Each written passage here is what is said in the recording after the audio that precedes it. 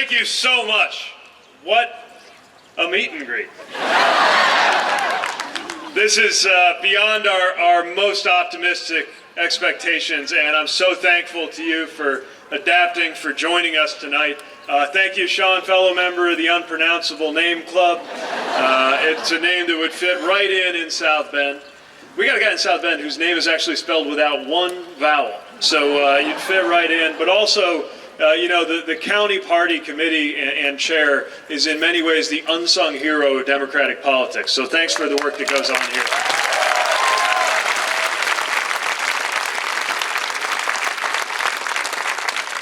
I want to thank Mayor County for arranging this fantastic weather.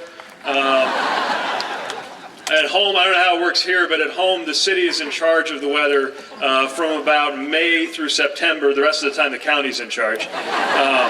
And it makes me feel right at home. So thanks so much for the chance to spend a little bit of the evening with you. I'm just blown away. We thought that the message would land. We thought that people would be excited about what we had to say.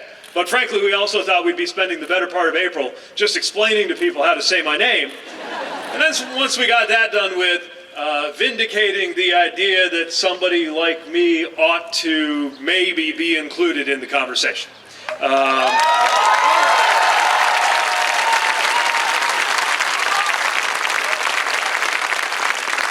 I think it's safe to say we've cleared that bar. What do you think?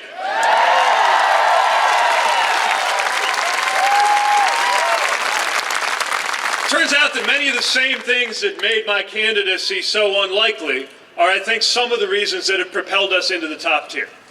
The idea of coming from a different background in local government at a moment when Washington is crippled, not just with negativity, but with dysfunction. And I'm here to argue that we would be well served if we get Washington to look a little more like the best run cities and towns in this country instead of the other way around.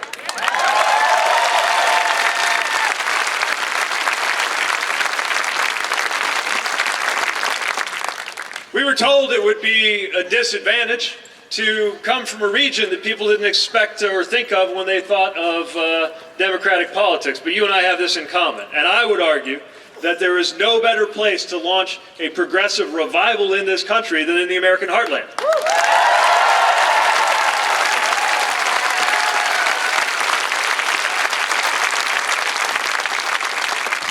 Now, there's so many parts, especially in the Midwest, whether it's industrial communities like where I come from, or rural communities not far from where we're standing today, where young people grow up taking on board the message that the only way to succeed, the only way to get somewhere in life, is to get out.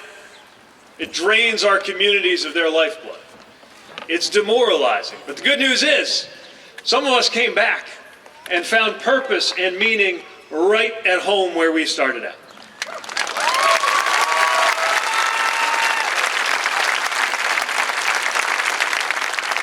And the growth and the recovery in so many communities, including our own. Not that we're done, not by a long shot. We got a long way to go in South Bend. But the way that we were able to change our trajectory, in my view, is living proof. It makes our communities living proof that the way to greatness is not to try to live in the past.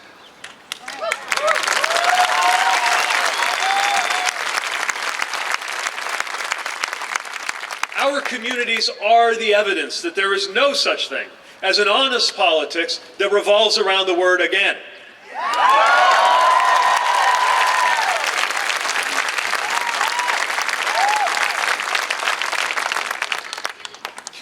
You know, this is the region where 100 years ago a lot of intelligent, bored farmhands started tinkering with things and wound up inventing the airplane.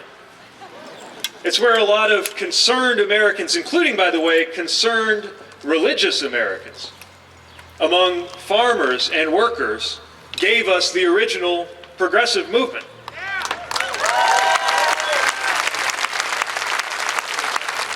So nowhere is it written that any state, especially in the American heartland, has to be conservative forever.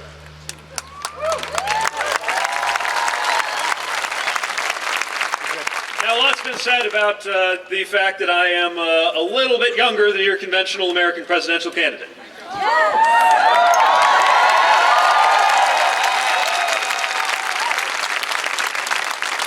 A love this guy right there, by the way. I want him at all of my rallies from now on.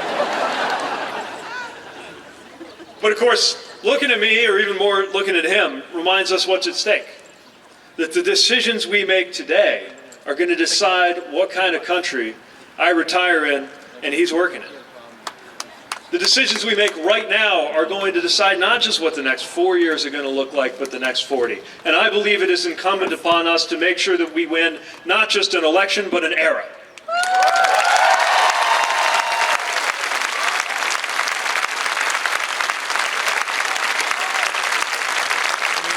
We are experiencing the great fortune and the great hazard of living at one of those tectonic shifts in American society and politics. One of those moments, they only happen every 30, 40, or 50 years. The dawn of the New Deal was one of those moments. So was the dawn of Reagan's supply-side conservatism, which I would argue helped explain how Republicans and Democrats had to make their choices over the last 40 years. But, as was said about another political movement, the thing about that supply-side, trickle-down, rising tide lifts all boats ideology is that, well, sounds good in theory, but it doesn't work in practice.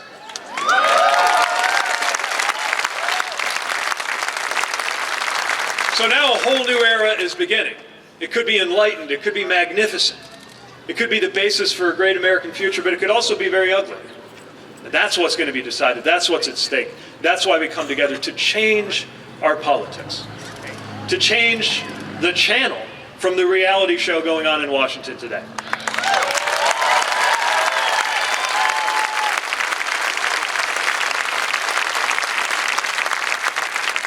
And that means introducing a new kind of politics. Because what we have now, contrary to what you might read in some of the commentary, just to be really clear, because a lot of folks are writing about identity politics, if you want to see identity politics put together in a harmful way, look no further than what's coming out of this White House. Identity politics that use race to divide us across the working class and middle class. Which is why we have to insist that we who share those common interests will not be divided.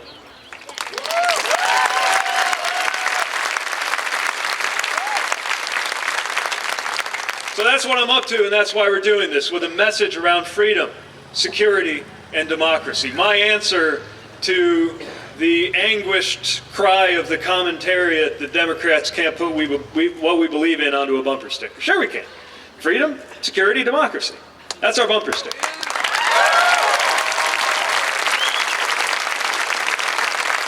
Only it turns out that while each of those words kind of sounds like just one of those words that nobody could even be against, what did it even mean?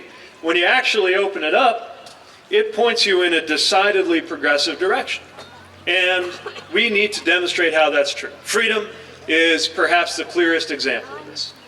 Our conservative friends mean it when they say that they're about freedom, but all they can see is freedom from a tax or freedom from a regulation. They think government's the only thing that can make you unfree. And we know better. We know that your neighbor can make you unfree. We know that your cable company can make you unfree.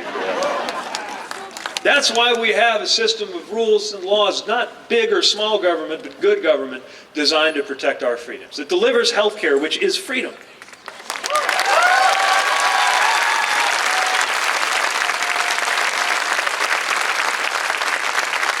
When it secures our right to organize for a fair day's wage for a good day's work, that is enhancing our freedom.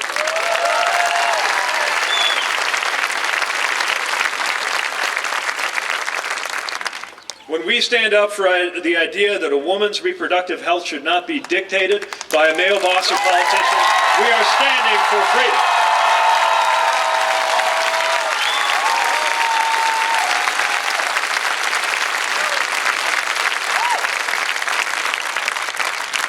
And as somebody very much enjoying the first year of married life, I would say freedom is what's at stake in the idea of whether a county clerk gets to tell you who you ought to marry.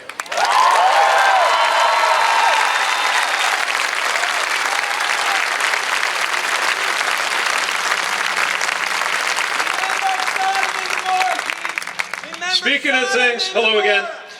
Speaking of things that are at stake that do not belong to a single political party,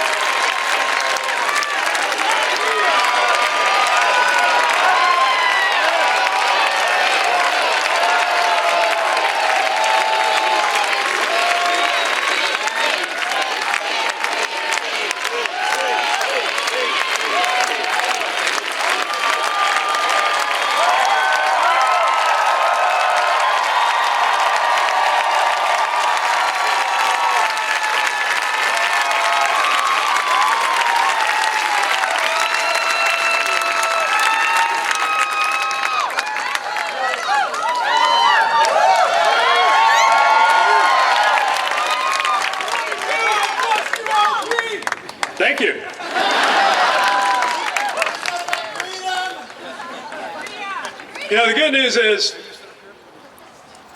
the condition of my soul is in the hands of God, but the Iowa caucuses are up to you.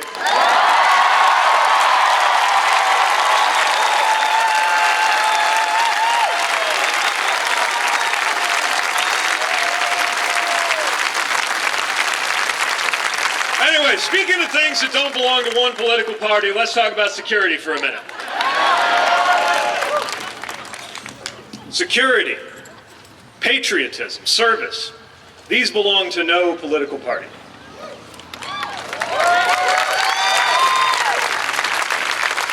I would, however, argue that in our moment, one party is doing a better job than the other of anticipating security issues that are going to decide how the 21st century is going to go. Because it is imperative for us to understand, if we are to live in a secure fashion, that there's more to security than putting up a wall from sea to shining sea.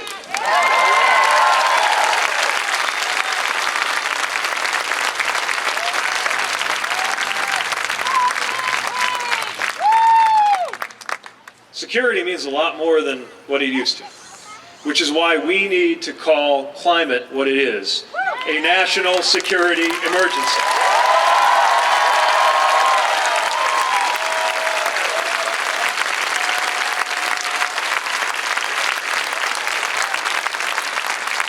Lives are on the line. Our economy's on the line. From floods in Indiana, Nebraska, or Iowa, to tornadoes, to hurricanes, to fires in California, lives are on the line. And we literally don't have the luxury of arguing over whether it's real. Anybody who doesn't think it's real is going to have to be left behind, because the only debate worth having is over whose plan is the best plan. And if somebody doesn't like our plan, show us theirs.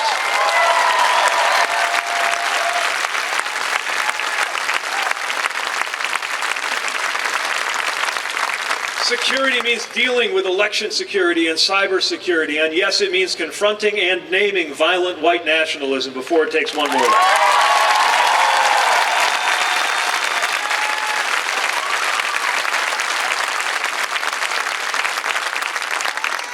But in order to do any things we care about, whether it's security, whether it's all the different forms of freedom at stake in our policies, we got to do a little tuning up on our democracy. You can clap for that. Because our democratic republic is not democratic enough right now. It's not democratic enough if districts are drawn to where politicians get to pick their voters instead of the voters picking the politicians.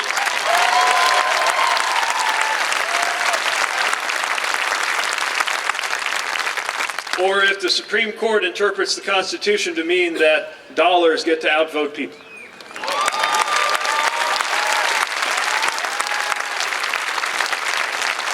I don't believe the Constitution says that, but if it does, then that is exactly what constitutional amendments are for. We can clear that up. And at risk of sounding simple-minded, I believe that the best way that a nation like ours should select its national leader is to have an election, count up all the votes, and give it to the woman or man who gets the most.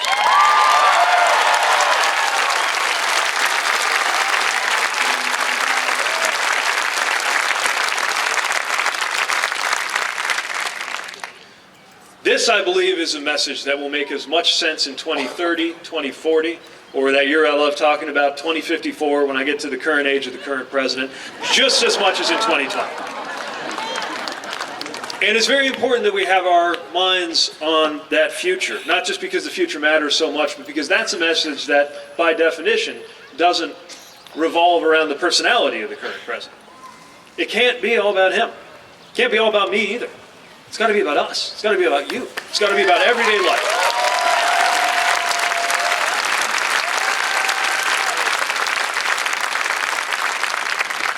And if you want to know why I believe politics is worth engaging in, especially now, with the negativity and the complexity and the difficulty, it is because every political decision cashes out in everyday life for somebody.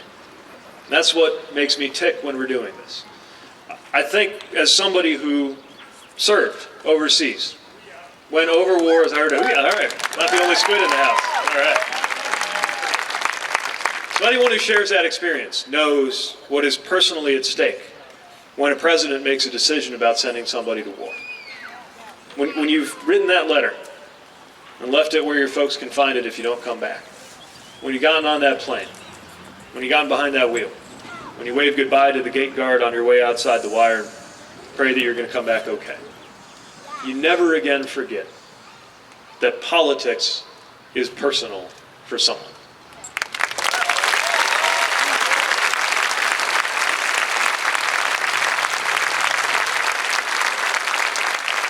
I've been making sure to share a little bit about one of my most vulnerable moments recently, because it was another one that brought home to me just how much politics has mattered in my life. Not as a politician, but as a human being.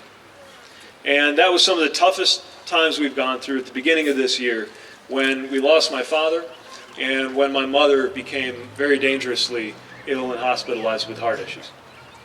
And I think again and again about the moment that I left the hospital bedside of my mother to go find my dad in another side of town to let him know, while he was in the middle of chemotherapy treatment, that the docs are saying Mom needs open heart surgery and she needs it now. Because it's not the kind of thing you put in a text message. And on my way out to find him, I had a certain set of things going for me. Had Father Brian from our church, who was there at the hospital. Also had my husband there at the hospital. Incidentally, Chasten is sitting next to my healthy and fully recovered mother right over there.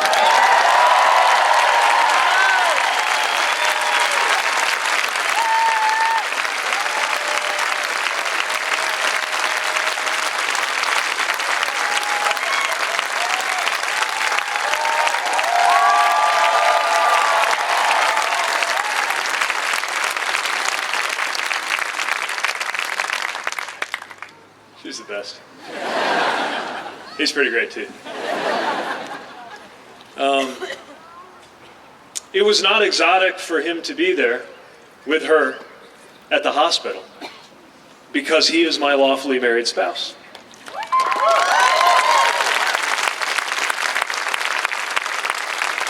Our marriage exists by the grace of a single vote on the U.S. Supreme Court. And on this 10th anniversary of Iowa breaking some ground in that regard, I would like to say thank you.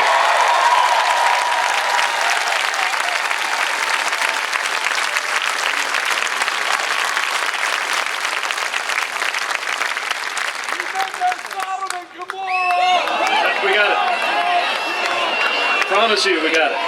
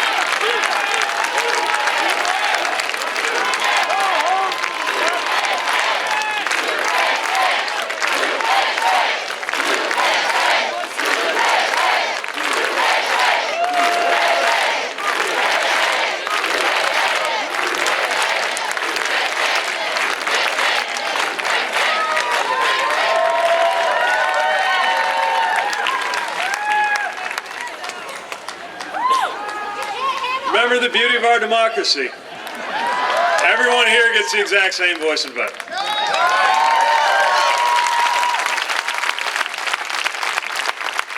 Feels like numbers are on our side.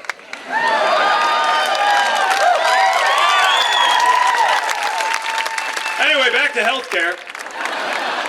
The point I was about to make is that the other thing that served our family so well was another decision, another one of those decisions made in one of those stately white buildings in Washington that came into our family, which was Medicare.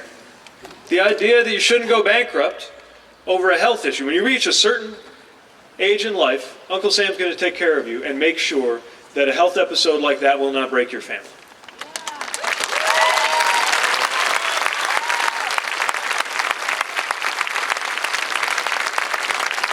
So, of course, I am motivated to make sure that every American at any age has the same freedom that we had, because that was taken off our hands.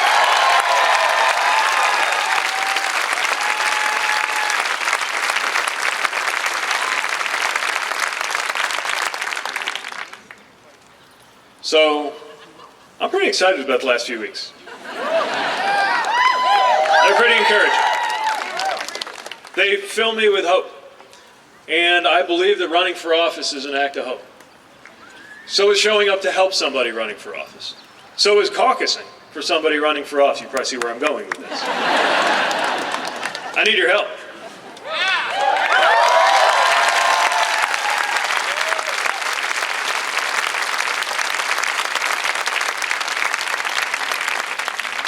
I'm thrilled that we've launched into the top tier, but it's April. We've got a lot of months between now and the caucuses.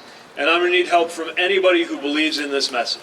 To tell a neighbor, to tell a friend, to sign on, to chip in, to do whatever you can to be part of this. We are going to build out an organization here that will help us reach into every community, whether they are typically red, blue, or purple. Every community that we believe will respond to a common sense message about our values and what they mean in everyday life. But I can't do it without you. And with that, we planned, when we thought this was going to be 50 people, for it to be as interactive as possible. It was less than obvious about how to do that with, I'm told, 1,100 plus.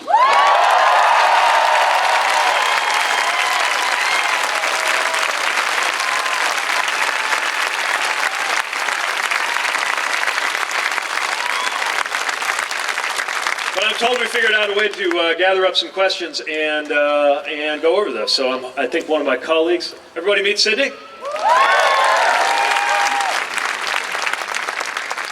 All right. Do this. I can deal. This is fun. All right, awesome. So this is our first one from Courtney. What are your plans to address climate change? Thank you. Is Courtney here? Oh, hey, Courtney. How you doing? All right. So, like I said, climate change, I think, is an existential issue. And we are, frankly, going to have to adapt no matter what. But we still have to deal with the root cause.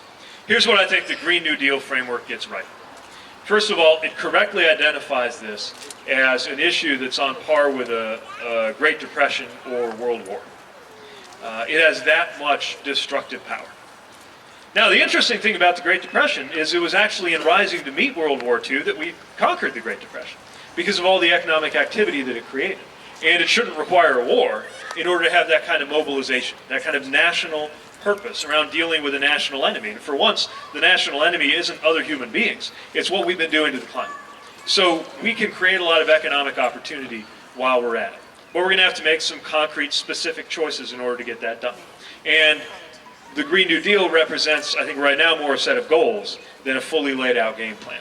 Here are some of the things I think that game plan needs to have. First of all, we're going to have a carbon tax. Now,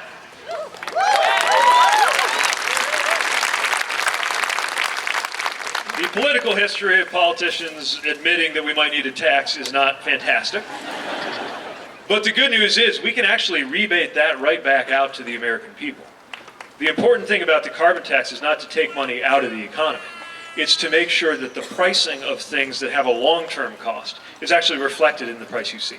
And so we can rebate that out and actually make it quite progressive while we're at it and make most Americans as well or better off. So we're going to have to do that. That won't be enough.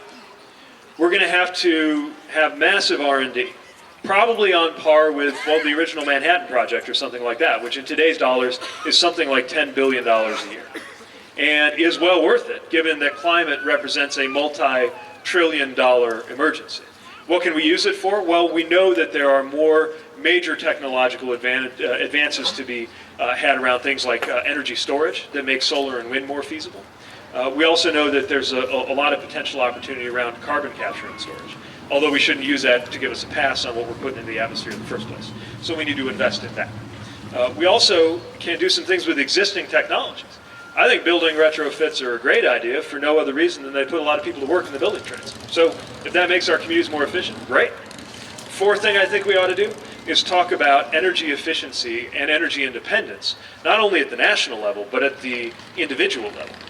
Imagine if a household in Iowa got a kit or a voucher from Uncle Sam to help make you, personally, you specifically, your home, net zero emissions.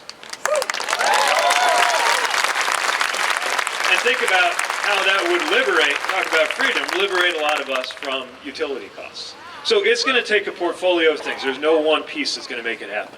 But the bottom line is, are we not willing to acknowledge that this is a major emergency? Because all the controversy over can we do this by 2030 or not misses the point that the timeline is not being decided by politicians. The timeline is being decided by science. And the right time to get to that level of carbon emissions was yesterday.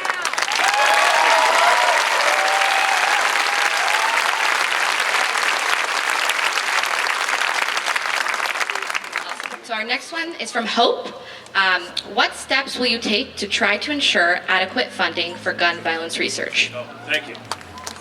Is Hope out here? Oh, all right. Nice to see you. Well, first of all, thanks. I see the Moms Demand Action shirt, and that is a fantastic organization.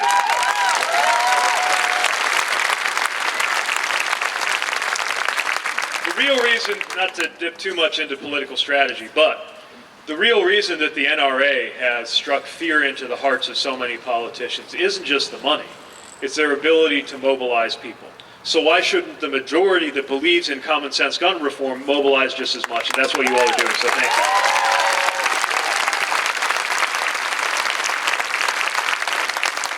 So, being a mayor of your hometown is a fantastic job. I love it.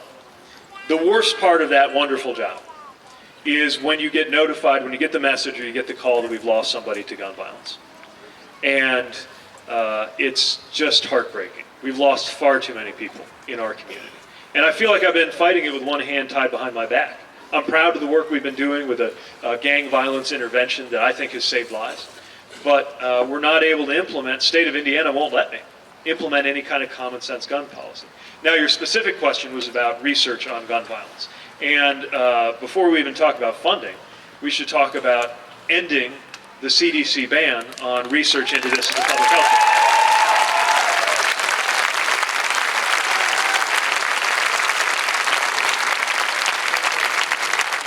If an epidemic of something is killing Americans, then that is a public health issue. So we lift the ban, we make it eligible for CDC research, and we also consider whether other sources of research funding like NSF could be part of the solution.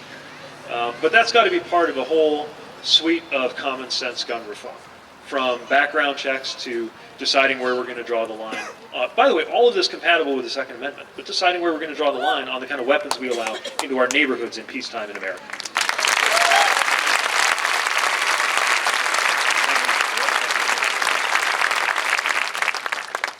Our last question, or maybe we'll do more, but Reed. I have Reed. What do I tell my friends who say America is not ready for a gay president? Good question. Where's Reed?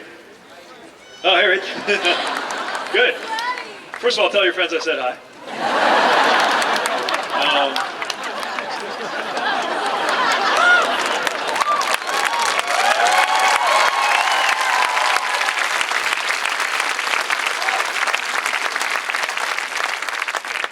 You can tell them about Indiana in 2015. Indiana in 2015 was not exactly an ideal place to be gay.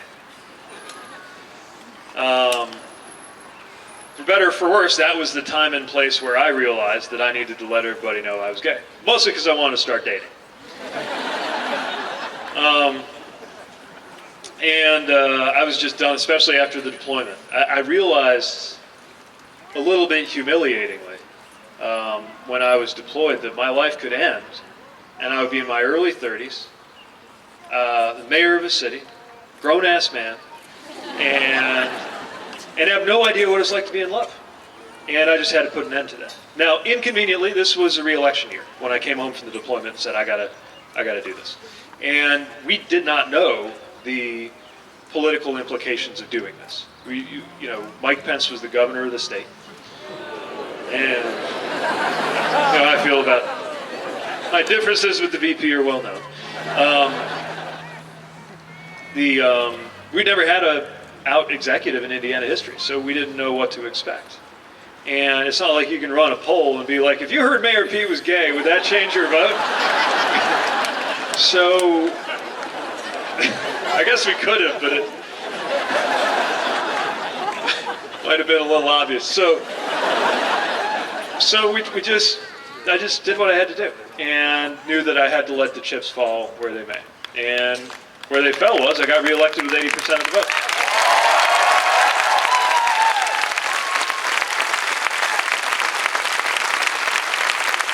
So if that could be my story in Indiana, I mean, look, it's still not simple. It's not straightforward, as our buddy over here showed us, right?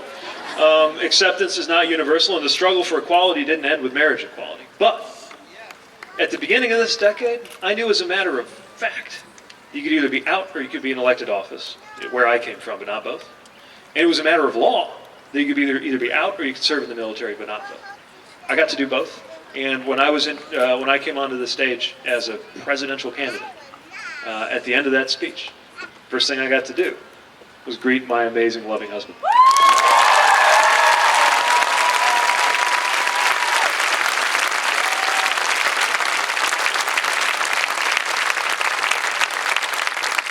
This is from Scott. Can you tell us something you've changed your mind about since you wrote your book? Since I wrote the book, let's see. I guess I changed my mind about whether I should run for president. It had crossed my mind, but at the time I wrote the book, it was not anywhere near something I thought it was obvious that we were going to go anywhere. Sorry, where is our question, by the way? I always like to make sure that... Who was it? What was his name? Scott. Scott. Where's Scott? Hey, Scott. Thank you. Thanks for reading the book. The book is how we're paying off the bills from the wedding, so we really appreciate that.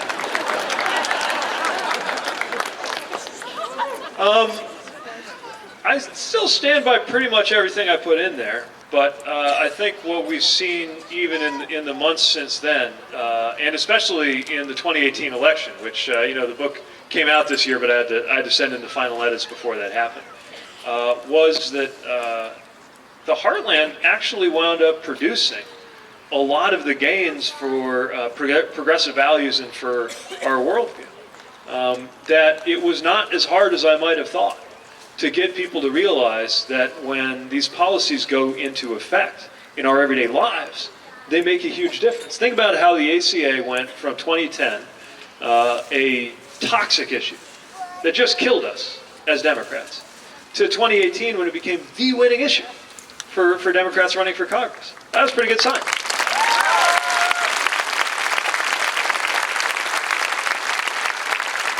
I could not, again, when I turned in the book, if I knew that was coming, I would have written a little more about what happens when we lay out how these things touch our everyday lives. I believed in it, but I didn't have that kind of evidence.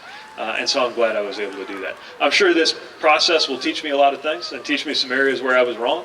And I'll keep a little set of notes on that, and maybe that'll make for the next book.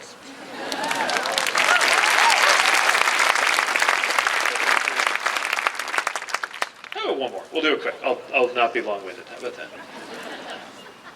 All right. From Ken, what is your strategy for beating Trump? Yeah, that's a good question, Adam.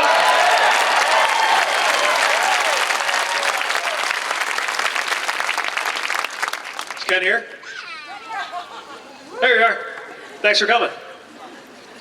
So he's kind of like a Chinese finger trap. You know, the harder you pull, the more you get stuck.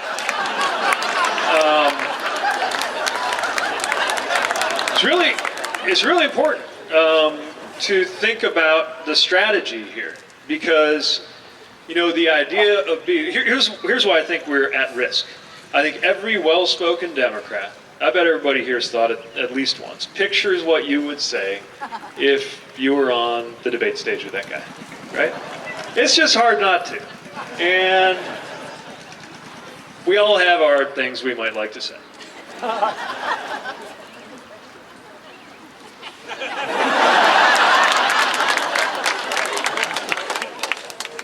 But the idea that we're going to knock him flat with some zinger, it almost makes it sets it up to where it's like he's the one we're trying to impress. We're playing his game. That's the finger trap. We got to get out of that. And so it's not, you can't ignore it completely.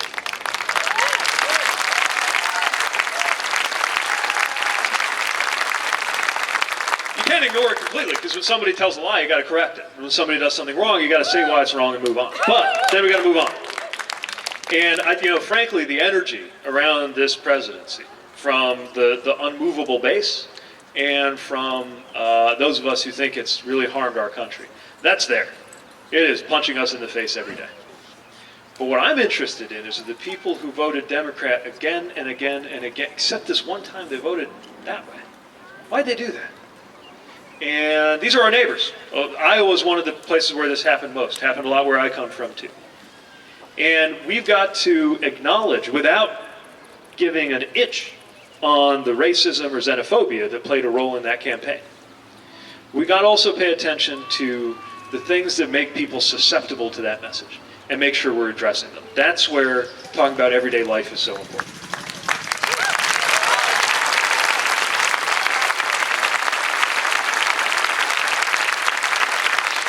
So the more we can talk, not about him, but about you, that's how I think we're going to win. Because it turns out when we're actually discussing how our values land and what they mean in everyday life, it turns out the American people already agree with us. We just need to go point it out.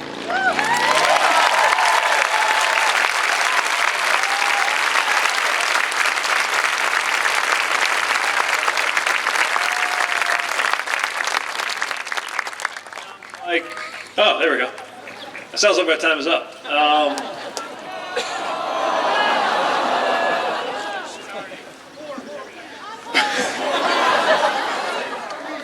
But I'll be back.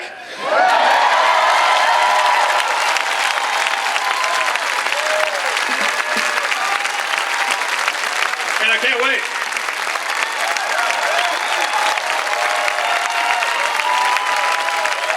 I do need your help.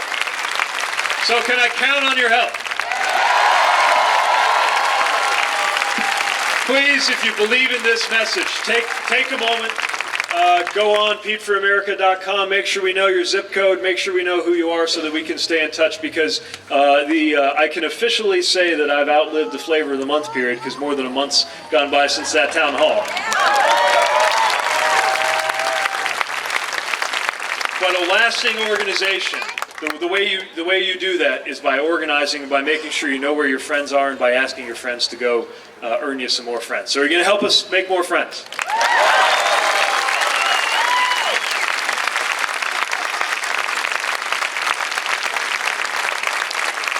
Do you believe this is worth the effort? And I'm pretty sure I can't lose. Thank you.